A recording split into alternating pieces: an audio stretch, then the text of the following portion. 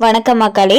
Ration அட்டை அப்படிங்கிறது எல்லாருக்குமே ஒரு அத்தியாவசியமான ஒரு ஆவணமாக தான் இருக்கு. அந்த வகையில் இவர்களுடைய ரேஷன் கார்டெல்லாம் ரத்து செய்யப்பட்டிருக்கு. அது மட்டும் இல்லாமல் இவர்களுக்கு பொருட்கள் கிடைக்காது அப்படிங்கிற ஒரு லிஸ்ட் தான் வெளியாயிருக்கு. ஸோ யாருக்கெல்லாம் அது கிடைக்காது, அது மட்டும் இல்லாமல் எந்த காரணத்துக்காக ரத்து செய்யப்பட்டிருக்கு அப்படிங்கிற முழு விவரங்களையும் தெரிஞ்சுக்க வீடியோ கொஞ்சம் கூட ஸ்கிப் பண்ணாமல் கடைசி வரைக்கும் முழுமையாக பாருங்கள். அப்போ தான் இதோட முழு விவரங்களையும் உங்களால் தெரிஞ்சுக்க முடியும்.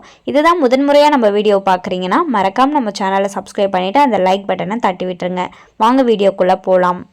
தமிழகத்தில் சாமானிய மக்களுக்கு உணவு வழங்குவதற்காக ரேஷன் கார்டுகள் வழங்கப்படுகிறது.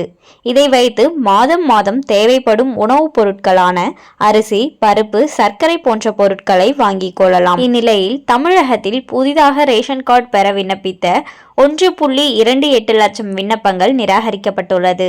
அதே சமயம் 1.54 லட்சம் புதிய ரேஷன் கார்டுகள் வழங்கப்படும் என்ற அறிவிப்பும் வெளியாகியுள்ளது. நம் நாட்டில் ரேஷன் கார்டு மிக முக்கியமான ஆவணமாக உள்ளது. அரசாங்க சலுகைகளை பெறுவதற்கு இது அத்தியாவசியமான ஆவணம். சமீபத்தில் முதலமைச்சர் மு.க.ஸ்டாலின் மகளிர் உரிமை தொகை திட்டத்தை அறிவித்தார். இந்த திட்டத்தின் மூலம் தகுதியுடைய பெண்களுக்கு 1000 ரூபாய் நிதி உதவி வழங்கப்படுகிறது. இந்த திட்டம் அறிவிக்கப்பட்ட பிறகு ஏராளமான புதிய ரேஷன் கார்டு விண்ணப்பங்கள் பெறப்பட்டன. ஏழை எளிய மக்கள் பயன்பெறும் வகையில் மத்திய மற்றும் மாநில அரசுகள் மூலம் மானிய விலையில் உணவுப் பொருட்கள் வழங்கப்பட்டு வருகின்றன. தமிழகத்தின் 31 மாவட்டங்களிலும் ரேஷன் கடைகள் உள்ளது. மொத்தமாக தமிழகத்தில் 35,083 ரேஷன் கடைகள் உள்ளன. இந்த கடைகளின் மூலம் 2,25,24,784 ரேஷன் கார்டுகள் கொடுக்கப்பட்டுள்ளன. இந்த கார்டுகளின் மூலம் 7,03,68,572 பயனாளிகள் பயனடைந்து வருகின்றனர். இலவச அரிசி, மானிய விலையில் கோதுமை, சர்க்கரை, பருப்பு, பாமாயில் போன்றவை ரேஷன் கார்டுகளுக்கு வழங்கப்படுகிறது. இதனால் ஏழை மக்கள் பெரிதும் பயனடைந்துள்ளனர். அவற்றோடு பொங்கல் பரிசு தொகை, வெள்ள நிவாரணம் போன்ற பல்வேறு உதவிகளையும் ரேஷன் கார்டுகளை வைத்து மக்கள் பெறுகின்றனர்.